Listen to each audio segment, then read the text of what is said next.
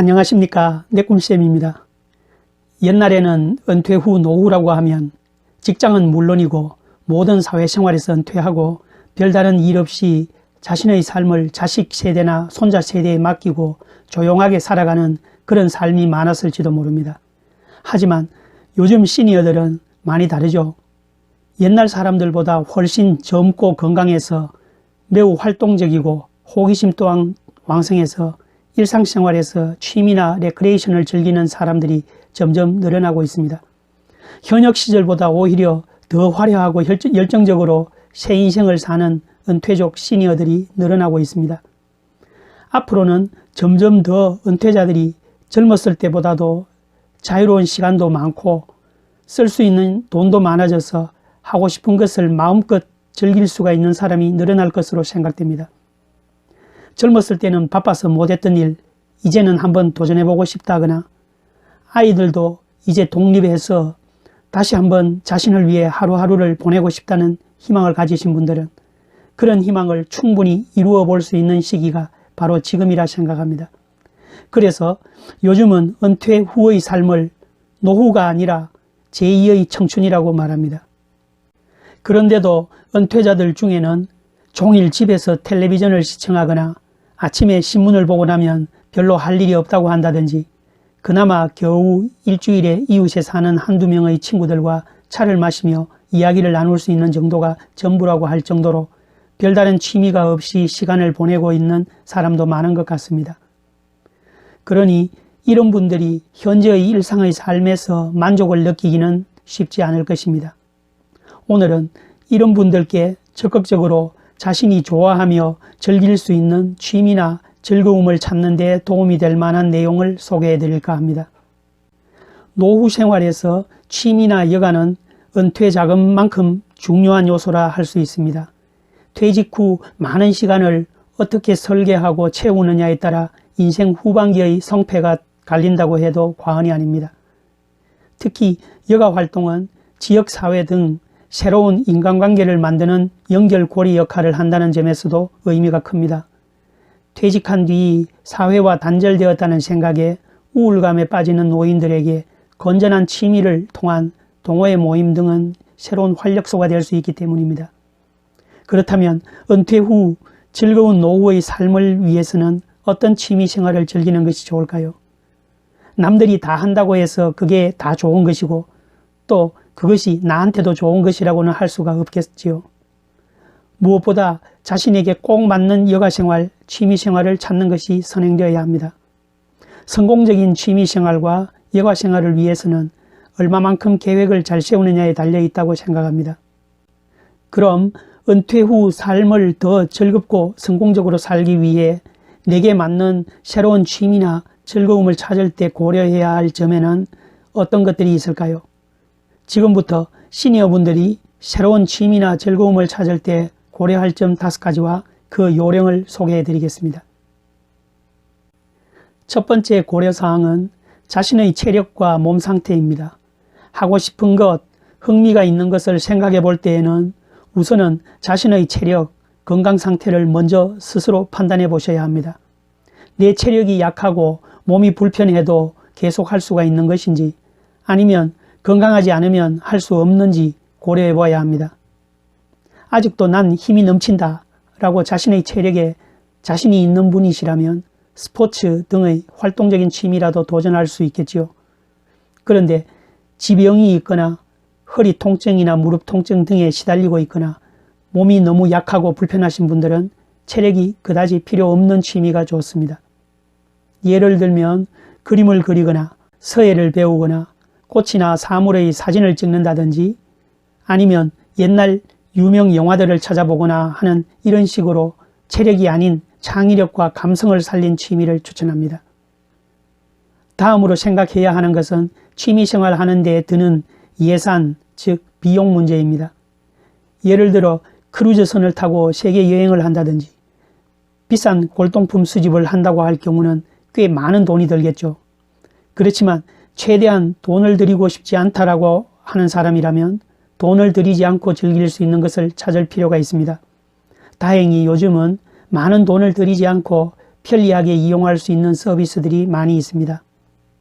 독서를 좋아하는 사람은 도서관을 얼마든지 무료로 이용 가능할 것이며, 영화를 좋아하는 사람은 요즘 넷플릭스와 같은 구독 서비스를 이용하면 월 1만 원 정도의 이용료로 인기 작품들을 무제한으로 시청할 수도 있습니다. 자신의 예산에 맞는 취미를 찾아보시기 바랍니다. 세 번째 고려사항은 집과의 거리입니다. 취미를 찾을 때는 자신의 거주지에서 멀리 다니기 불편하거나 몸이 불편하진 않아도 멀리 다니는 것은 싫고 멀지 않은 가까운 곳에서 즐기고 싶은 사람도 있을 수 있고, 반대로 좀 멀더라도 좀 먼 곳을 다니며 하고 싶다는 사람들도 있을 수 있기 때문에 살고 있는 거주지에서의 거리도 취미를 찾을 때 중요한 고려사항이라 할 수 있습니다. 전국의 명산이나 섬들을 돌아보는 걸 목표로 그것을 실천하는 데는 많은 돈도 들 뿐만 아니라 시간과 체력이 필요합니다. 특히 멀리 다닐 자신이 없는 경우라면 되도록 근처에서 할 수 있는 취미를 찾는 것이 좋을 것입니다. 이런 분들은 백화점 문화센터 또는 지자체 등에서 실시하는 교육 프로그램 등에 참여해 보시는 것을 추천드립니다. 인터넷 카페 등에서도 각 지역별로 같은 취미의 동아리 활동 등도 활발히 이루어지고 있기 때문에 이런 곳도 찾아보시면 적당한 곳을 찾으실 수 있을 것입니다. 사진 동아리, 합창 동아리, 바둑 동아리 등 관심 있는 그룹에 들어가면 주변에 친구도 많아지고 일석이조가 될 것입니다. 다음에 생각해야 할 것은 인원이라고 했는데, 자신이 다른 사람과 사귀고 여럿이서 왁자지껄 떠들기를 좋아하는지, 아니면 혼자 있는 것을 좋아하는지, 자신이 어떤 타입이냐를 생각해 보아야 합니다. 우선 다른 사람과 교류하는 것을 즐기는 사람은 여러 사람이 함께 할 수 있는 취미를 찾으면 좋을 것입니다. 그런 사람은 다양한 커뮤니티를 즐기며 산행, 맛집 기행 등 야외 활동을 즐기는 것이 좋겠지요. 이런 분들은 새로운 문화를 체험하고 습득하는 데서 즐거움을 찾는 분들입니다. 아니면 게이트볼 등 팀으로 하는 스포츠나 외국어 회화 학원이나 바둑, 장기 등 동호인이 모이는 장소에 다니는 것이 좋습니다. 반면에 혼자 있는 것이 편한 사람은 굳이 그룹에 들어가지 않고 혼자서 할 수 있는 것이 적합할 것입니다. 독서나 영화 감상 등 조용한 취미 생활이 잘 맞겠지요. 혹은 학습으로 자기개발에 힘을 쏟아보시는 것도 좋을 것입니다. 재테크, 건강관리, 노후 설계 세미나 등에 참가하여 인생 후반을 즐기시는 것도 좋을 것으로 생각합니다. 또 조경이나 그림 그리기 등이나 컴퓨터를 배워 블로그에 글을 쓰거나 유튜브를 해보는 것도 좋겠지요. 마지막 다섯 번째는 자신이 가지고 있는 지식이나 경험 등을 살려 누군가에게 도움을 줄 수 있는 것도 시니어만이 가능한 기쁨이고 즐거움이지요. 그런 열정적인 생각을 가지고 있는 사람에게는 역시 자원봉사적인 활동이 적격일 것입니다. 종교단체 등 각종 단체에서 실시하는 해외 봉사단도 있고 각종 NPO 활동도 있을 수 있습니다. 자신의 경험과 노하우를 젊은 사람이나 또 필요로 하는 사람들에게 가르치는 일도 가능할 것입니다.